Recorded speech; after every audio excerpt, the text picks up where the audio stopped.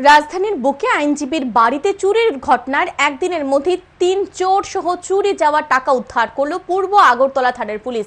পূর্ব আগরতলা থানার ওসি জানান, মঙ্গলবার রাজধানীর মঠচমনি এলাকার বাসিন্দা আইনজীবী বিপ্লব ভট্টাচার্যের বাড়িতে চুরির ঘটনা ঘটে। আইনজীবী বিপ্লব ভট্টাচার্য ফোন করে পূর্ব আগরতলা থানার পুলিশকে ঘটনার বিষয়ে জানান। সাথে সাথে পুলিশ বিপ্লব ভট্টাচার্যের বাড়িতে ছুটে যায়। ঘটনার তদন্তে নেমে পুলিশ বিপ্লব ভট্টাচার্যের পাশের বাড়ির সিসি ক্যামেরার ফুটেজে দেখে রাহুল দাস নামে এক যুবককে শনাক্ত করে।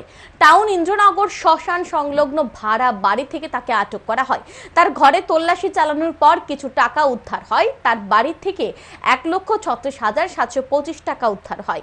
তাকে জিজ্ঞাসাবাদ চালানোর পর বিনয় সাহা ও অমিত রায়ের নাম বেরিয়ে আসে। বিনয় সাহার বাড়ি করবুকে এবং অমিত রায়ের বাড়ি শ্রীনগরে। তারা টাউন ইন্দ্রনগরে ভাড়া থাকে। ইতিপূর্বে তারা একাধিক চুরির মামলায় গ্রেফতার হয়েছে, জেলও খেটেছে। তাদেরকেও গ্রেফতার করা হয়। বুধবার পুলিশ রিমান্ডের আর্জি জানিয়ে ধৃতদের আদালতে সোপর্দ করে পুলিশ।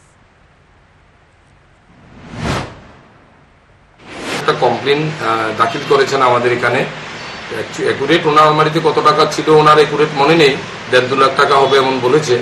তবুও আমরা যখন ওখানে রেড করার পর বাড়িতে আমরা টোটাল কাছ থেকে ১,৩৬,৭২৫ টাকা আমরা একটা ব্যাগের মধ্যে পাই। টাকাগুলো আমরা সিজ করি। এখানে রাহুলকে জিজ্ঞাসাবাদ করার পর সে তখন বলে তার সাথে আরো দুজন আছে, একজন বিনয় সাহা, একজন অমিত রায়।